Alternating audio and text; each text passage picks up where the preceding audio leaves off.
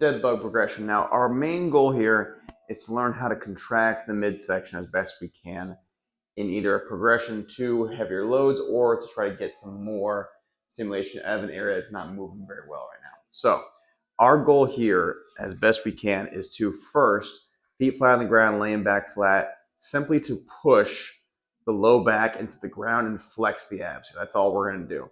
And we might just say, hey, first step, hold this for 20, maybe 30 seconds, trying to drive in, keeping this contraction. A good test is take this opposite hand, put it under the low back here, and push that hand into the ground with your abs. So increasing core contraction right there with feet on the ground. Then after that, we might say, okay, let's try to get the feet maybe 1 foot or 2 feet off the ground.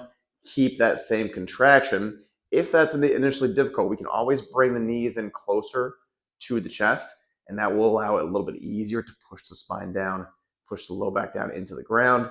The harder or the more your feet go out, the harder it is. So we're trying to keep that tension in the low back as best we can. So as our feet go extend here, we're trying not to get to a point where we're allowing low back to kind of arch off the ground here. So we don't want to start like this and extend out. So progression 2 would be, hey, getting feet off the ground, keeping that tension as best you can, maybe adding the hands underneath the head right here, just keeping that progression and allowing ourselves to learn how to push and create a lot of tension in the core. And then we might add some movement. So from here, low back pushed in the ground. I might slowly take this foot down to the ground and come back up. Again, hands over the body, right back down, keeping that core stability as best we can. Again, nothing moving from this area. I'm not extending my ribs or extending my spine to make sure my hip can move. My hip can move all by itself, right? Then I might add some opposite hand, opposite leg, or same arm, same leg. So one hand goes down, one foot goes down, like so, and then we go opposite, right? So we keep that core stability in the midsection as best we can, try to make it as stable as possible, increase the time under tension.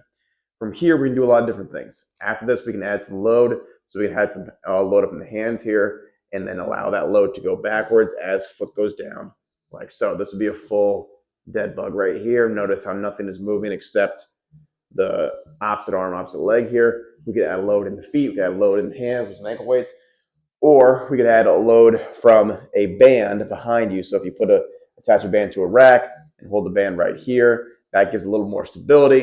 It makes it a little bit tougher. It increases the amount of stability here in the core.